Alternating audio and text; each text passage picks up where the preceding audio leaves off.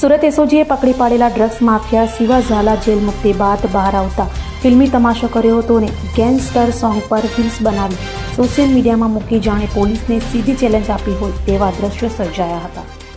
સુરતના drugs mafia Shiva ઝાલાની jail મુક્તિ પર ફિલ્મી તમાશો જોવા મળ્યો હતો।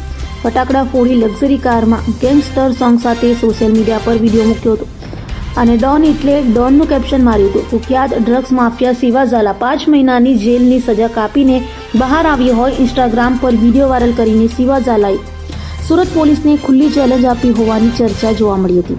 તો ગળામાં મોટી સોનાની ચેન, સાગીરતોના ખભા પર સવારી અને ડોન એટલે ડોન જેવા કેપ્શન સાથે પોસ્ટર કરતા હાલ તો સુરત પોલીસ હવે આ ડ્રગ્સ માફિયા શિવા ઝાલા સામે કેવા પગલાં લેશે તે જોવું રહ્યું।